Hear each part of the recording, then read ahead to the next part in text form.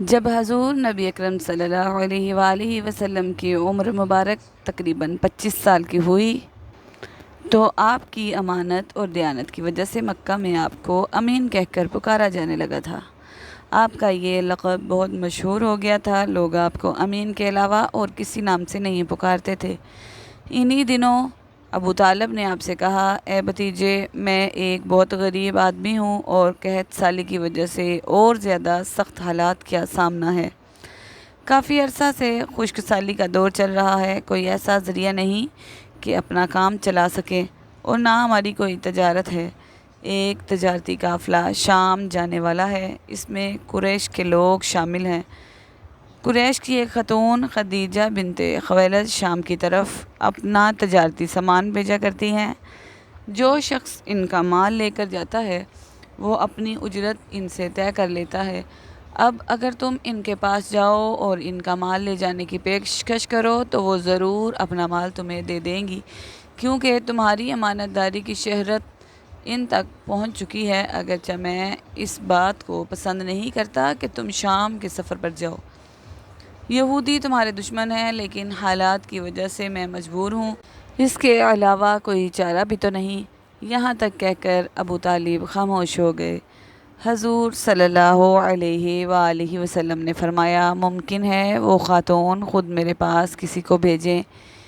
یہ بات آپ نے اس لیے کہی تھی کہ آپ حضرت خدیجہ رضی اللہ تعالیٰ عنہ کو ایک بااعتماد آدمی کی ضرورت تھی، اور اس وقت مکہ میں آپ سے زیادہ شریف، پاک باز، امانت دار، سمجھدار اور قابل اعتماد آدمی کوئی نہیں تھا۔ ابو طالب اس وقت بہت پریشان تھے۔ آپ کی یہ بات سن کر انہوں نے کہا، اگر تم نہ گئے تو مجھے ڈر ہے وہ کسی اور سے معاملہ طے کر لیں گی۔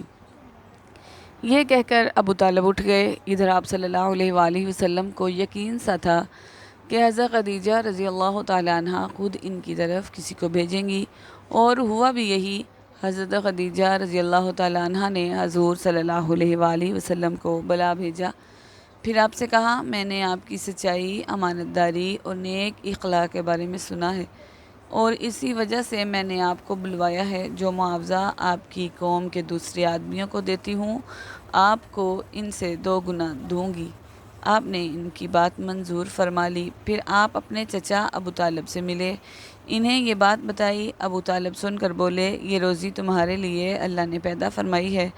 اس کے بعد آپ صلی اللہ علیہ وآلہ وسلم آپ خدیجہ رضی اللہ تعالیٰ عنہ کا سامان تجارت لے کر شام کی طرف روانہ ہوئے۔ حضرت خدیجہ رضی اللہ تعالیٰ عنہ کے غلام میسرہ آپ صلی اللہ علیہ وآلہ وسلم کے ساتھ تھے۔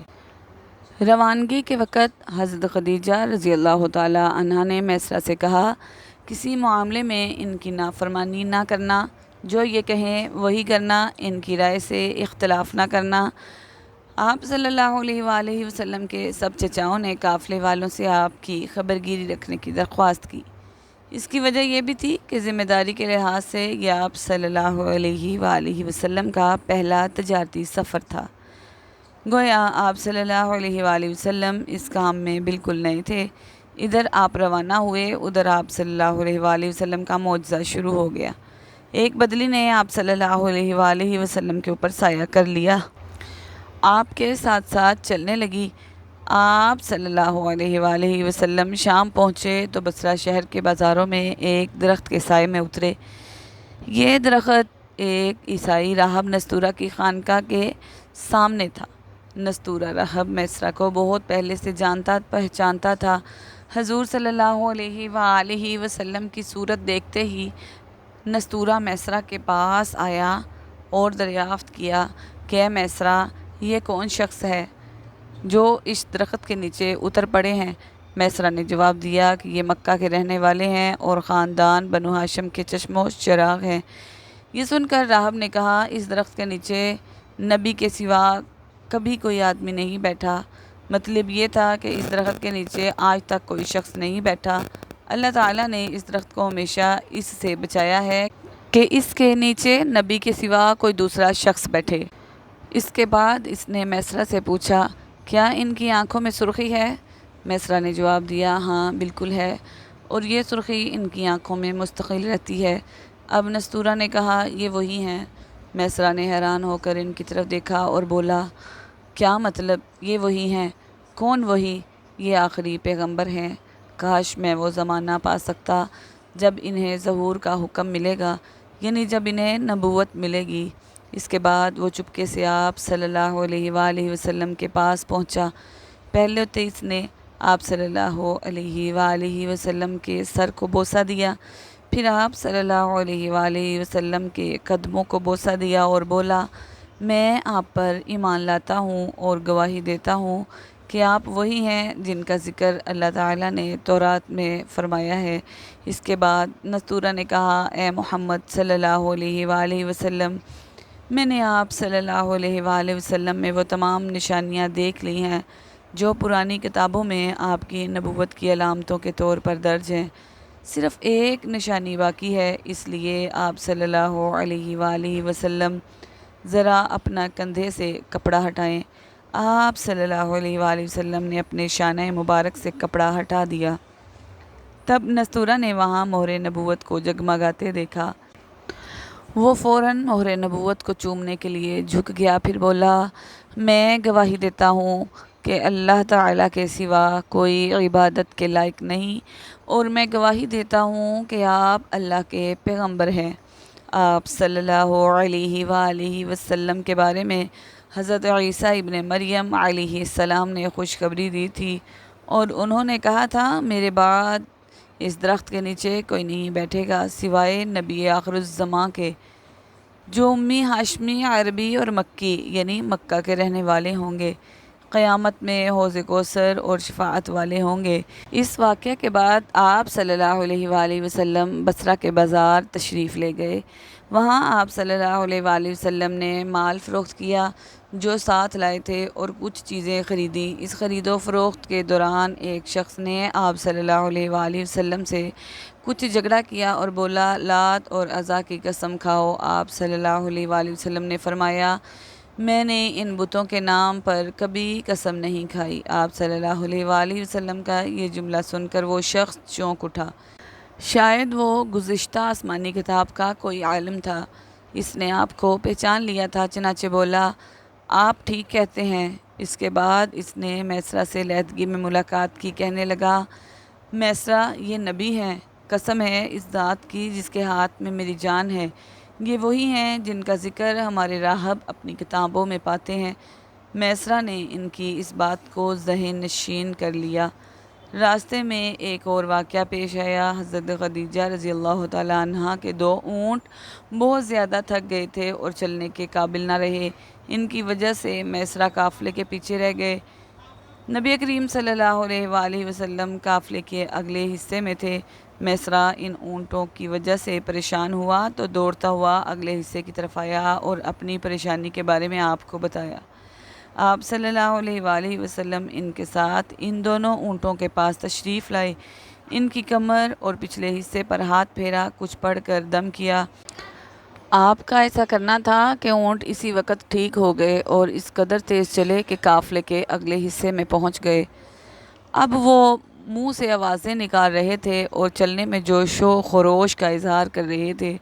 پھر قافلے والوں نے اپنا سامان فروخت کیا۔ اس بار انہیں اتنا نفع ہوا کہ پہلے کبھی نہیں ہوا تھا۔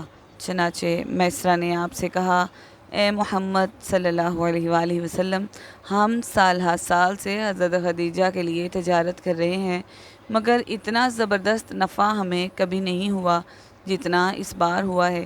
آخر قافلہ واپس مکہ کی طرف روانہ ہوا۔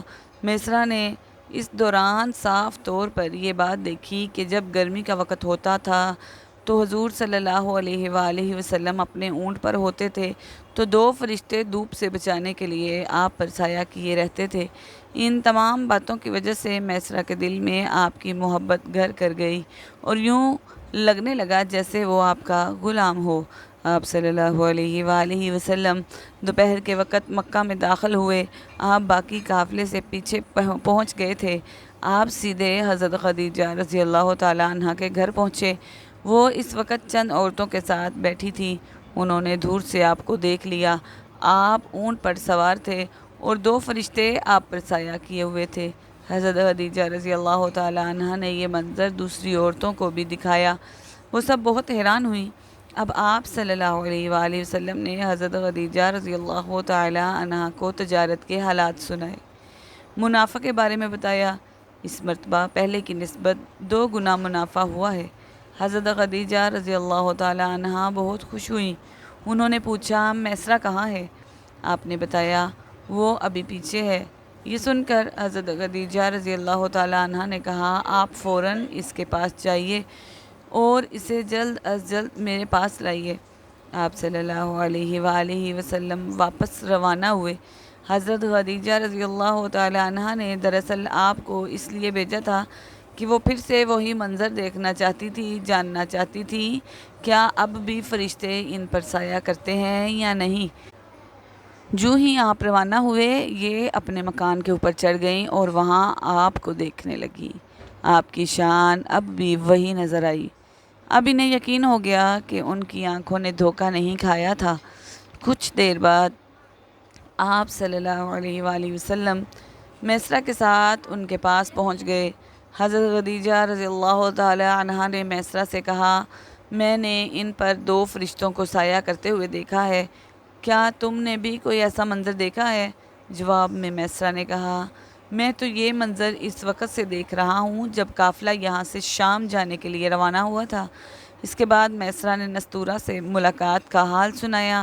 دوسرے آدمی نے جو کہا تھا وہ بھی بتایا، جس نے لات اور عزا کی قسم کھانے کے لیے کہا تھا، پھر اونٹوں والا واقعہ بتایا۔ یہ تمام باتیں سننے کے بعد حضرت خدیجہ رضی اللہ تعالی عنہا نے آپ کو طے شدہ اجرت سے 2 گنا دی، جبکہ طے شدہ اجرت پہلے ہی دوسرے لوگوں کی نسبت 2 گنا تھی۔ ان تمام باتوں سے حضرت خدیجہ رضی اللہ تعالی عنہا بہت حیران ہوئی۔ اب وہ اپنے چچا زاد بھائی ورقہ بن نوفل سے ملی۔ یہ پچھلی کتابوں کے عالم تھے۔ حضرت خدیجہ رضی اللہ تعالی عنہا نے انہیں جو کچھ خود دیکھا اور میسرہ کی زبانی سنا تھا وہ سب کہہ سنایا۔ ورقہ بن نوفل اس وقت عیسائی مذہب سے تعلق رکھتے تھے، اس سے پہلے وہ یہودی تھے۔ حضرت خدیجہ رضی اللہ تعالی عنہا کی تمام باتیں سن کر ورقہ بن نوفل نے کہا، خدیجہ اگر یہ بات سچ ہے تو سمجھ لو کہ محمد صلی اللہ علیہ وآلہ وسلم اس امت کے نبی ہیں۔ میں یہ بات جان چکا ہوں کہ وہ اس امت کے ہونے والے نبی ہیں۔ دنیا کو انہی کا انتظار تھا، یہی ان کا زمانہ ہے۔ یہاں یہ بات بھی واضح ہو جائے کہ نبی کریم صلی اللہ علیہ وآلہ وسلم نے حضرت خدیجہ رضی اللہ تعالی عنہا کے لیے تجارتی سفر صرف ایک بار ہی نہیں کیا تھا، چند سفر اور بھی کیے۔ حضرت خدیجہ رضی اللہ تعالی عنہا ایک شریف اور پاک باز خاتون تھی۔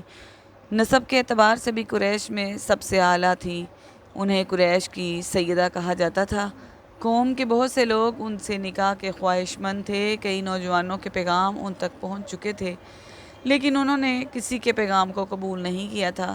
نبی اکرم صلی اللہ علیہ وآلہ وسلم تجارت کے سفر سے واپس آئے تو آپ صلی اللہ علیہ وآلہ وسلم کی خصوصیات دیکھ کر اور آپ کی باتیں سن کر وہ آپ صلی اللہ علیہ وآلہ وسلم سے بہت زیادہ متاثر ہو چکی تھیں، لہٰذا انہوں نے ایک خاتون نفیسہ کو آپ کی خدمت میں بھیجا۔ انہوں نے آ کر آپ سے کہا، اگر کوئی دولت مند اور پاک باز خاتون آپ کو نکاح کی پیشکش کرے تو کیا آپ مان لیں گے؟ ان کی بات سن کر آپ نے فرمایا، وہ کون ہے؟ نفیسہ نے فوراً کہا، خدیجہ بنت خویلد۔ آپ نے انہیں اجازت دے دی۔ نفیسہ حضرت خدیجہ رضی اللہ تعالی عنہا کے پاس آئیں، انہیں ساری بات بتائی۔ حضرت خدیجہ رضی اللہ تعالی عنہا نے اپنے چچا عمرو بن اسد کو اطلاع کرائی تاکہ وہ آ کر نکاح کر دیں۔ حضرت خدیجہ رضی اللہ تعالی عنہا کی اس سے پہلے 2 مرتبہ شادی ہو چکی تھی۔ اس کا پہلا نکاح عتیق ابن مائد سے ہوا تھا۔ اس سے بیٹی ہندہ پیدا ہوئی تھی۔ عتیق کے فوت ہو جانے کے بعد حضرت خدیجہ کا دوسرا نکاح ابو اعلیٰ نامی شخص سے ہوا۔ ابو اعلیٰ کی وفات کے بعد حضرت خدیجہ رضی اللہ تعالی عنہا بیوگی کی زندگی گزار رہی تھی کہ انہوں نے آپ صلی اللہ علیہ وآلہ وسلم سے نکاح کا ارادہ کر لیا۔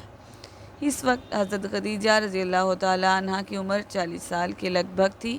حضرت خدیجہ رضی اللہ تعالی عنہا کے چچا عمرو بن اسد وہاں پہنچ گئے۔ ادھر حضور صلی اللہ علیہ وآلہ وسلم بھی اپنے چچاؤں کو لے کر پہنچ گئے۔ نکاح کس نے پڑھایا، اس بارے روایات مختلف ہیں۔ ایک روایات یہ ہے کہ نکاح چچا ابو طالب نے پڑھایا تھا۔ مہر کی رقم کے بارے میں بھی روایات مختلف ہیں۔ ایک روایت یہ ہے کہ مہر کی رقم 12 اوقیہ کے قریب تھی۔ دوسری روایت یہ ہے کہ آپ نے مہر میں 20 جوان اونٹنیاں دی۔ نکاح کے بعد حضور صلی اللہ علیہ وآلہ وسلم نے ولیمے کی دعوت کھلائی اور اس دعوت میں آپ نے 1 یا 2 اونٹ ذبح کیے۔ سبحان اللہ۔